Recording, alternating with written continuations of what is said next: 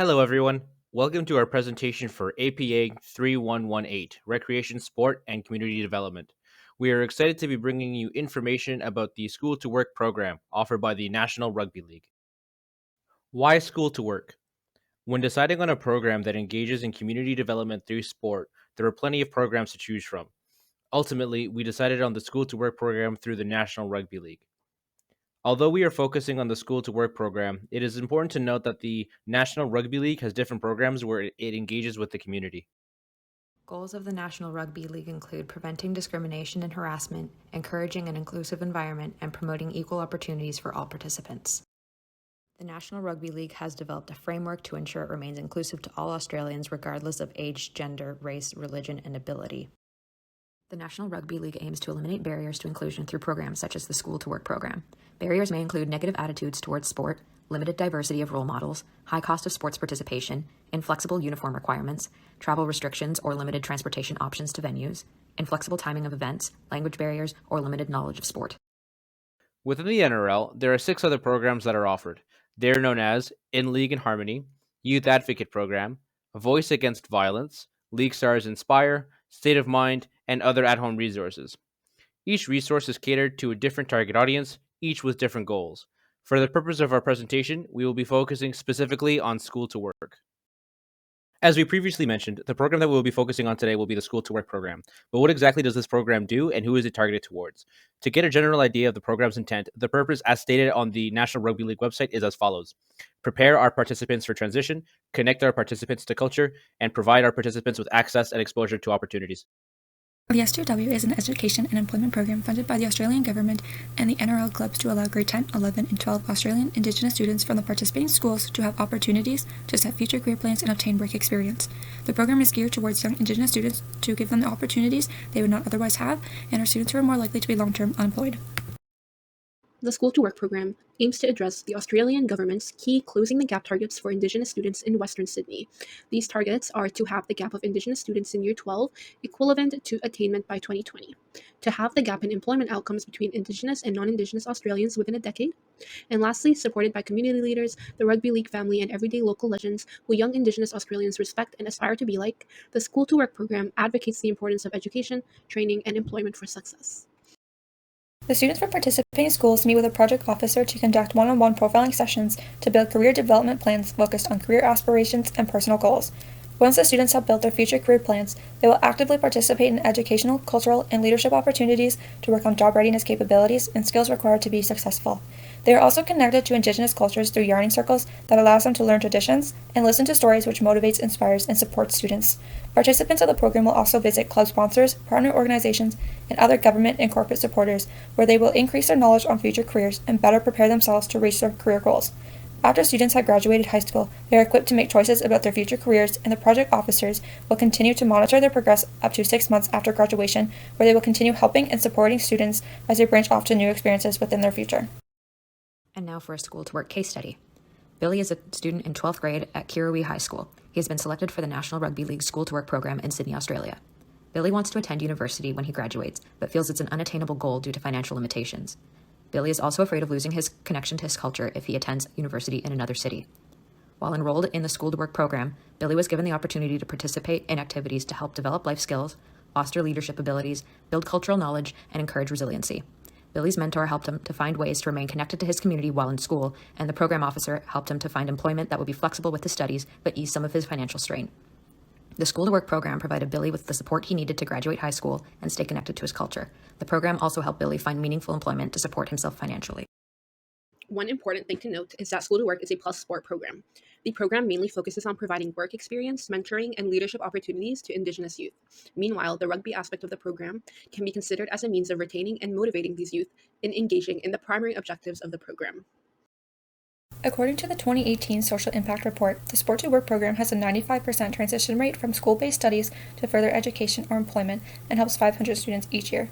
The Yarning Circle initiative culturally connects students to the program and helps inspire, motivate, and support the next generation of Aboriginal and Torres Strait Islander leaders.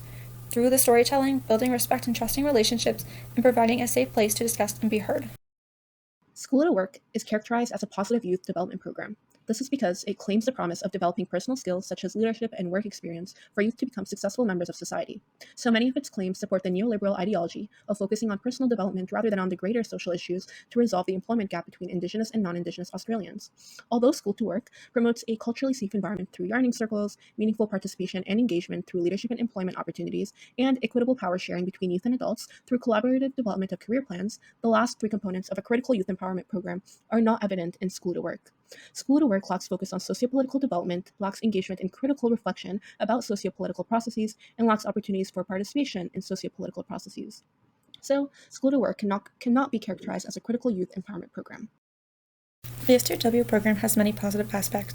The program allows students to undertake work experience and develop job readiness training, supported by the project officers to get students on the right track to their future. The program allows students to have the opportunity to develop leadership capabilities through participating in workshops, visiting club sponsors, partner organizations, and other government and corporate sponsors to broaden their experiences with different careers. Another positive aspect of the program is that it prepares students as they transition from school to employment or further education. This prevents the students from becoming unemployed by setting them up with the skills required and set goals regarding their future. The $25,000 scholarship funded by DoorDash ensures there are no financial barriers to completing high school and continue for future education or employment. Another positive of the School to Work program is that it approaches development through a bottom-up approach. Instead of using a one-size-fits-all approach, the student and the project officer work collaboratively to build career development plans that are tailored to the needs and interests of the student. As mentioned previously, the School to Work program is characterized as a positive youth development program. So many of its approaches to youth development stem from an asset-based approach rather than a deficit-based approach. This aspect of the program further supports its bottom-up approach to development. The School to Work yarning circles are a crucial component to characterizing the program as a bottom-up approach to development. This is because it shows that the program values the culture and unique characteristics of Indigenous youth. The yarning circles promote a safe space for regenerating Indigenous traditions as they have been used for thousands of years in Aboriginal cultures. Once again, this avoids a one-size-fits-all approach to development and also supports the concept of Indigenous resurgence. The School to Work program also motivates capacity building at the individual level. While working on personal development through participating in educational, cultural, and leadership workshops, youth have the opportunity to build the capacity to transition into the workforce after high school. By building upon these skills, the program is playing a significant role in empowering the youth involved in this program. Another positive of the School to Work program is the opportunity for youth to develop multiple forms of social capital. The first of those is bonding social capital. This is formed through yarning circles as Indigenous youth engage in conversations and share personal experiences and journeys with their peers. This is a significant form of social capital because it motivates the aspect of Indigenous resurgence. The second form of social capital is bridging social capital. This is between the students and the project officers of the program. Through this form of social capital, students have the opportunity to learn from adults. This form of social capital serves as an opportunity for mentorship relationships to be formed and an opportunity for education. The School to Work program also promotes the formation of linking social capital, which is the most meaningful form. Linking social capital results from opportunities of visiting club sponsors, partners organizations, universities, and the governments, and other corporate supporters when undertaking work experience. This form of social capital serves as an opportunity for Indigenous youth to increase their civic participation. It also serves as an opportunity to decrease alienation and discrimination from the rest of society. This form of capital also contributes to achieving one of the program's goals, to halve the gap in employment outcomes between Indigenous and non-Indigenous Australians within a decade. The S2W program has a total of 12 project officers that work in different regions along the east coast of Australia. The program hosts 500 students each year. This is a disadvantage to the program because there's a small number of project officers compared to the number of students, which limits the amount of students project officers are able to work with.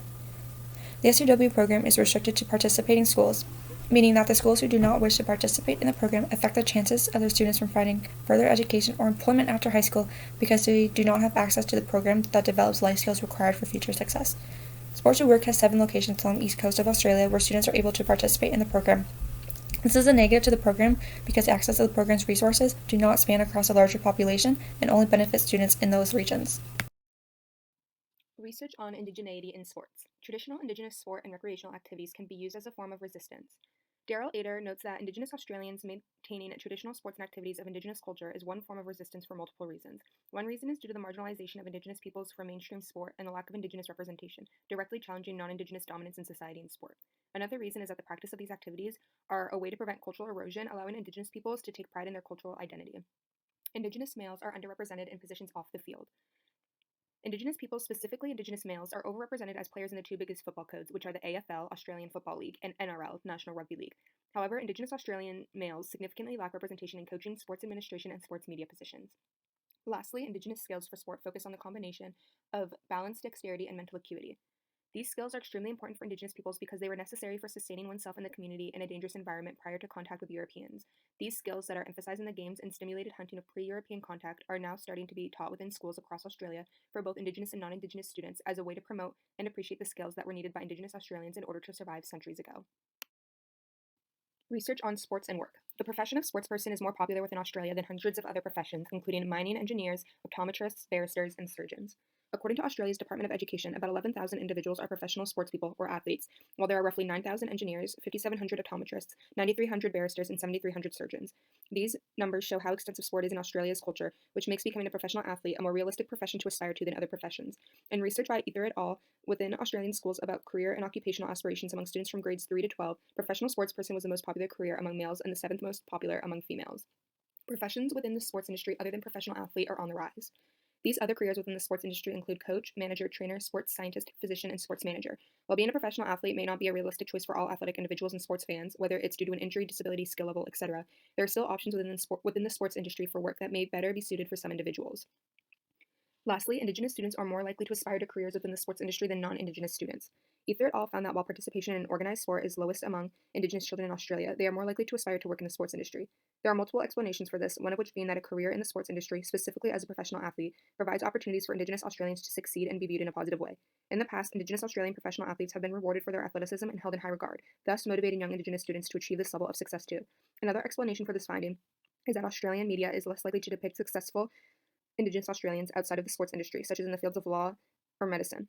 Therefore, careers in the sports industry seem to be the only way that Indigenous peoples can be successful in the workforce and achieve social mobility. Okay, so as we come to the end of our presentation, there are a few recommendations that we have for the School to Work program. First off, we believe that the School to Work program should consider incorporating more components of a critical youth empowerment program, such as critical reflection activities, participation in socio-political processes, and a higher level of integration and community level empowerment. These aspects of a critical youth empowerment program are important as they allow young people the opportunity to reflect on how their skills can affect the environment around them, and it allows them the opportunity to go out into the community to gain a better understanding of people's specific needs. The School to Work program could also consider adding a reflect, connect, apply aspect to the program. This would give the participants a chance to think critically about the program and the activities that they are doing, and would allow them a space where they can openly discuss, problem solve, and analyze situations that they may encounter in their day-to-day lives.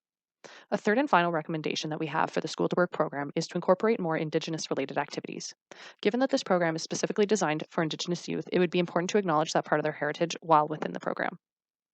With the above recommendations, we feel that the School to Work program could be even more beneficial to the community and to these young Indigenous people than it already is.